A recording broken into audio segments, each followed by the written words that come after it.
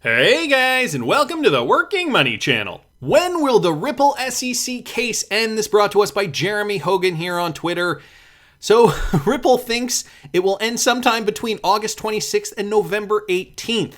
Okay, but that's the absolute drop dead date, I think. And so does Jeremy Hogan. In this pending class action, Ripple agreed to move the case start back to November 18th in belief that the SEC case will be finished before then.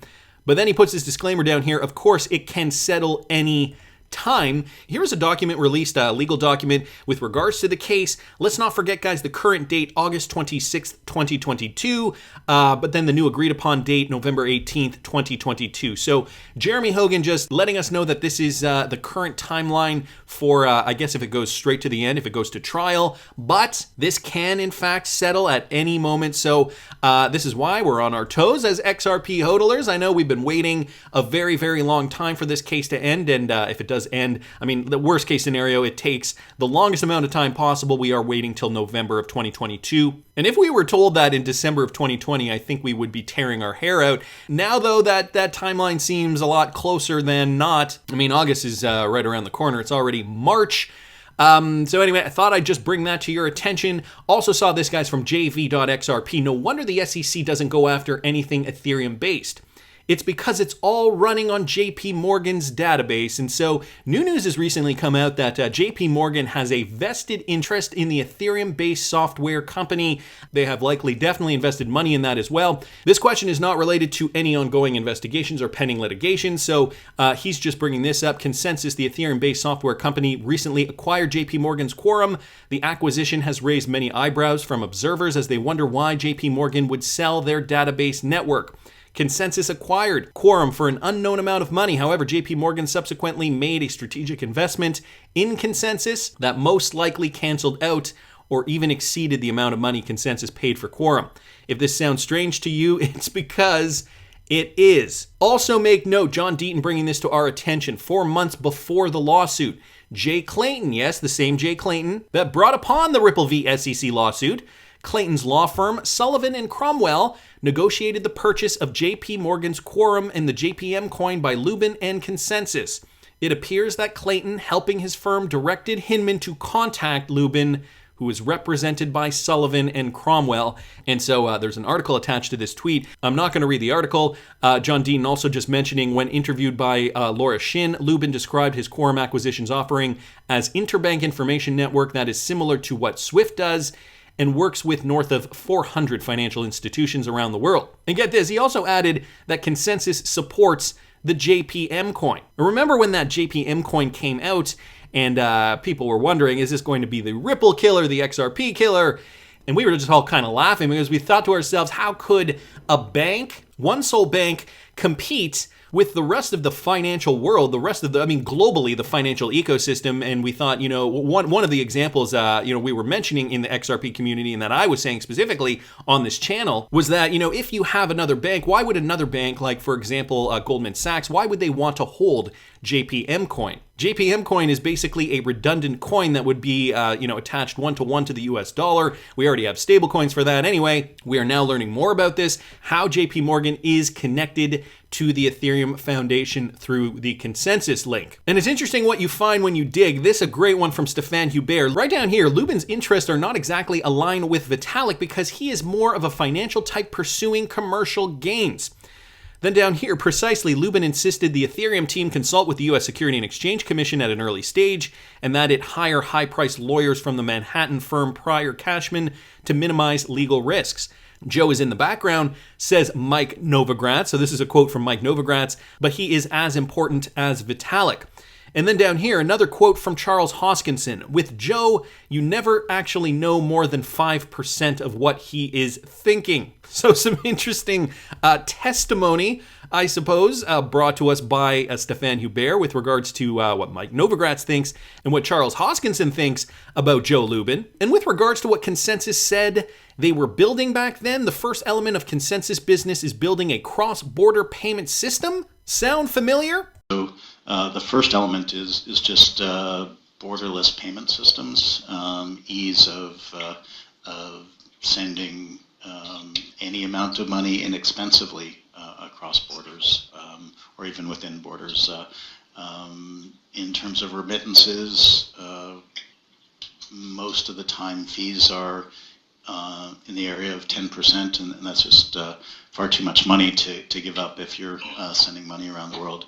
Sounds like he actually took a page out of the Ripple playbook.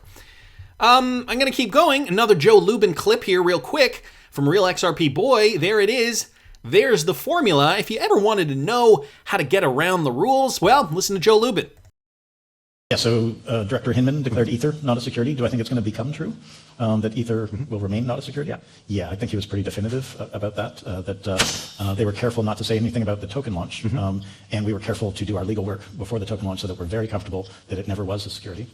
And their analysis was a little more subtle, I think, leaving them some room to police other systems. And so they focused on the decentralized nature of the ecosystem and said that right now, Ether's not a security. And you're not going to, Entropy's not going to allow that system, I think, to become more centralized. So I doubt it will ever be a security. The ramifications of that are that you'll be able to keep trading Ether as we trade it right now. So the potential, if they declared it a security, the potential of enforcing much more rigid trading mechanisms on regulated exchanges could have been problematic for the ecosystem, but we're officially beyond that. We felt we were beyond that right from the start. The really interesting thing that he said and I'm going to stop it there. It goes on for another minute, but that first minute of Joe Lubin talking about Ethereum, very, very confident that Ethereum was not going to be considered a security. I mean, he already knew who he had in his back pocket, so he can go on the record and say, yeah, I'm pretty confident. Don't broadcast, display the fact that this is an ICO. Whoa, a lot of stuff here that I would not want the judge to see if this does indeed go to court at some point in time. Of course, this all uncovered incidentally by the XRP community, who is likely very, very passionate about getting XRP some clarity. In the meantime, discrediting people connected to the SEC. And so now Consensus, Joe Lubin, the Ethereum Foundation, all under the microscope. So just wanted to update you guys on that.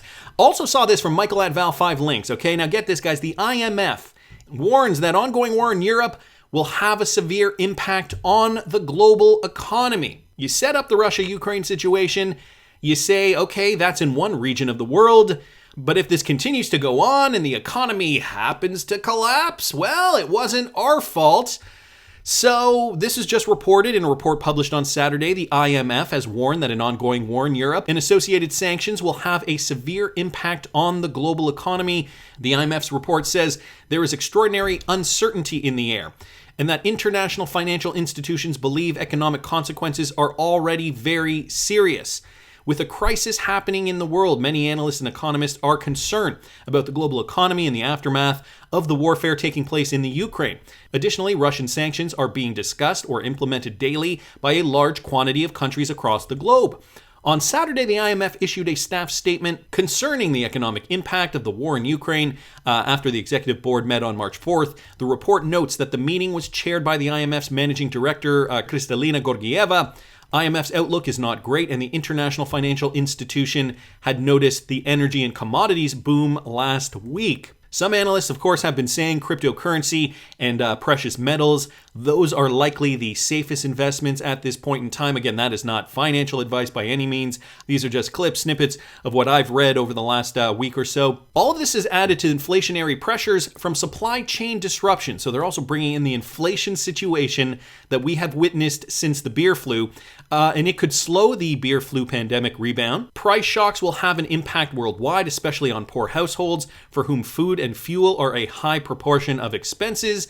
The IMF's statements added, the IMF's reports explain war-related issues could further cause economic fallout across a myriad of countries. Should the conflict escalate, the economic damage would be all the more devastating. The sanctions on Russia will also have a substantial impact on the global economy and financial markets, with significant spillovers to the countries. And then they go on to say, gold continues to rise. U.S. futures markets slide. Crypto economy slips more than 3% in 24 hours. So just giving us a bit of a snapshot when this was published. But gold futures rising. We are not seeing cryptocurrencies rising in tandem. But, cryptocurrencies, the ones that will solve problems, are certainly going to be coming out of this a lot more prosperous than the 99% of cryptocurrencies that do not do anything. So just be mindful of that, guys. If you are investing in cryptocurrencies, maybe you're just getting into the market right now. So we're hearing it loud and clear now from the IMF, from Kristalina Georgieva. This will have a direct impact, a severe impact on global economies. And so meanwhile, we are also seeing what Russia's next move has been. 311, which stands for March 11th, is coming from Cliff High. If you guys don't follow Cliff High, I suggest you listen to some of his podcasts. Very interesting individual when it comes to all things Great Reset related. So he says this is so fitting on so many levels. Moscow, Russia began active preparations for disconnection from the global internet. No later than March 11th, all servers and domains must be transferred to the Russian zone. We also have this Earth Citizen here retweeting out Black Swan's tweet. Breaking. Russia will disconnect from external internet starting March 11th. So the date has been set. All companies in Russia are required to get a RU address and Russian domestic server. Businesses have 5 days to comply. And then it goes on, cyber attacks on US inbound. Or rather, things that make you go, Could this be the cyber pandemic that Klaus Schwab has been warning us since, let's see, was it July 2020? I think it was at some point in the year 2020. 2 years before all this came to a pass. Okay. And so, this is definitely going to have an impact on the economy, considering Russia is the world's biggest wheat producer, for example. So will they be impacted? Will they not? Is this their next move?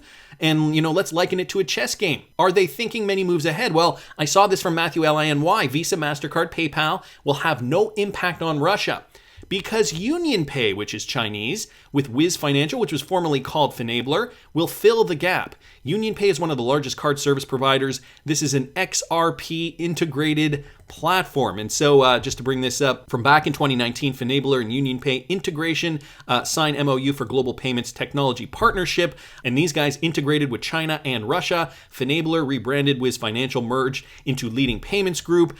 And then we got it over here. More information about that cross-border payments interconnectivity between Money Express, the UnionPay remittance platform, and Finabler's payments engine to facilitate cross-border payments. And then down here, guys, this is connected correspondent banks and distribution partners.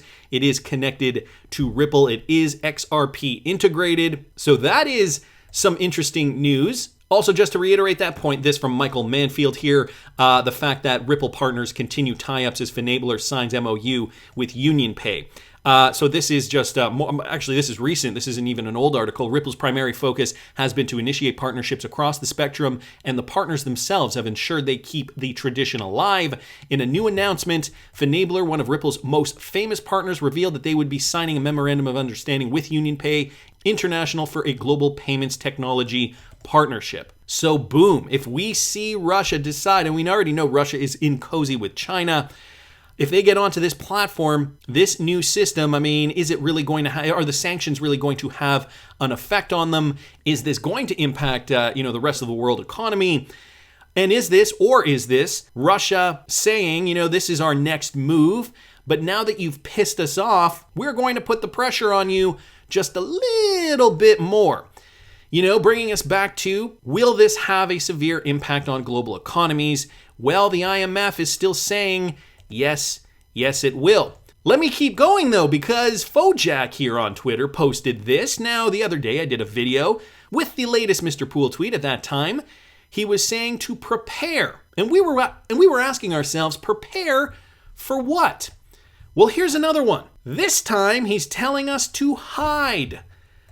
And he updated the tweet at 11 p.m. Eastern Standard Time just yesterday, after March 13th. Now, March 13th, an interesting date, coincidentally very, very closely to what Russia is beginning to do on March 11th.